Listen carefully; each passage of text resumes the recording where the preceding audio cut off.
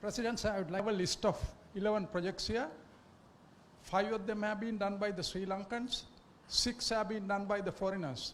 The ones which have been done by the foreigners is 6 times or 4 times the cost of our estimate. And the ones which we have done is 1/3 or 1/4 of the foreign estimate.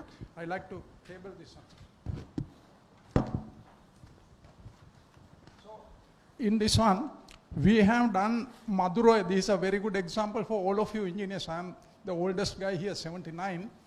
So some of you must be 55. Madurai estimate done by Kulasinghe was only 725 million rupees. And Canadians gave a loan of 2,450. When Kulasinghe asked for the money from the Treasury, Treasury said we have no money. But Treasury finally spent 850 million rupees counterpart funds. So question arises, how did the Minister of Finance give 850 million rupees as counterpart funds when he could not give 725 to CECB to do Madurai? That's one. We have spent 4 or 5 times. And sir, Mr. President, sir, we are still continuing in the same fashion in most of the projects. Then number 2, Kalani Bridge. Kalani Bridge estimate, RDA estimate was 540 million only. Japanese gave 500 million grant, and then they gave another 1,000 million. And then we spent our 540 on counterpart funds. We spent 2,040 million rupees for that bridge. We could have done 4 bridges across Kalani. Now these are the decisions made by engineers as well as politicians and the administrators and the planners. I am 79, I have worked 53 years, I have worked with all these people, so all these people are to be blamed on this one. And Mr. President, listening to your speeches in the last 3-4 months, I find you have some kind of thing to change this one. Now, you are talking about motivation. When we had the 1957 floods, 1,500 tanks failed in this country, including 34 big tanks. That time, Bandaranaike was the Prime Minister. He wanted to bring British consultants and contractors. He asked the Minister CPD Silva, shall we bring consultants and contractors from England? Then Mr. CPD Silva said, no sir, we will ask Gunasekara first. Gunasekara was the Director of Irrigation at that time, and he was called and asked, shall we bring consultants? He said, no sir, you go and play your tennis now 4:30, don't waste time. You give me the rupees, I'll do the job. And sir, in the next 10 months, all the tanks, 1,500 were repaired so that they could get the water raining in the next monsoon. That's the biggest engineering feat this country has ever seen. But that time, Director General Irrigation, we had only 100 engineers and 100 TAs in the irrigation department. Today we have 381 engineers and I don't know whether 1,000 or 1,500 middle-level technical people. This is the kind of thing we have produced. We produce about 1,500 engineers a year from all the universities. But they have got their 9 A-levels, 9 O-levels and 4 A-levels and all, but first class BSc engineering and all that. But can they work? Can they apply the principles that they have studied for human well-being to develop natural resources? No.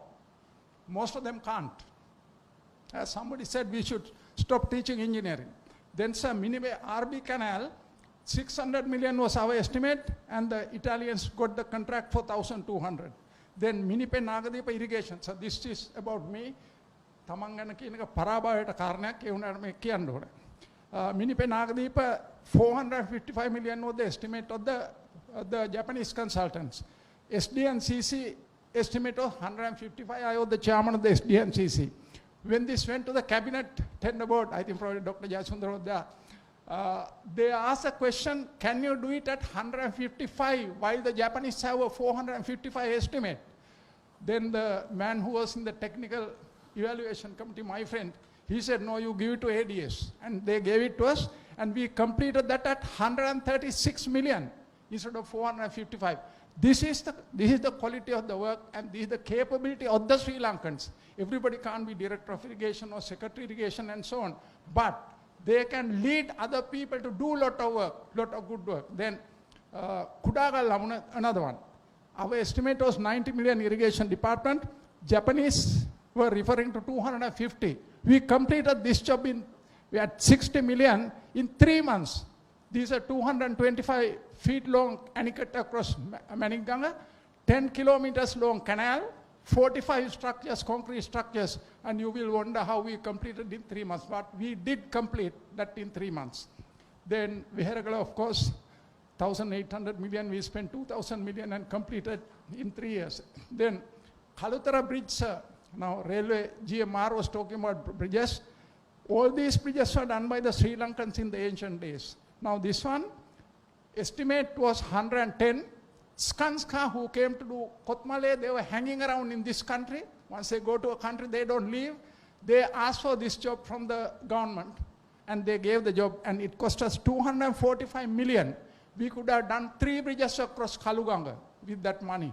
And we are producing engineers, spending a lot of money on free education, paying them salaries every month, every year for 20 years, 30, 40 years, but you are not getting work out of most of them now. We produce 1,500 engineers a year now. Those days, when we came, it was about 60 or 70. Another one for bridges, Tanamalwila Udawalway Bridge. Now, sir, this one estimate given by the RDA at that time was 23 million. 23 million. But the irrigation department did it for 6.1 million. This is the cost of construction.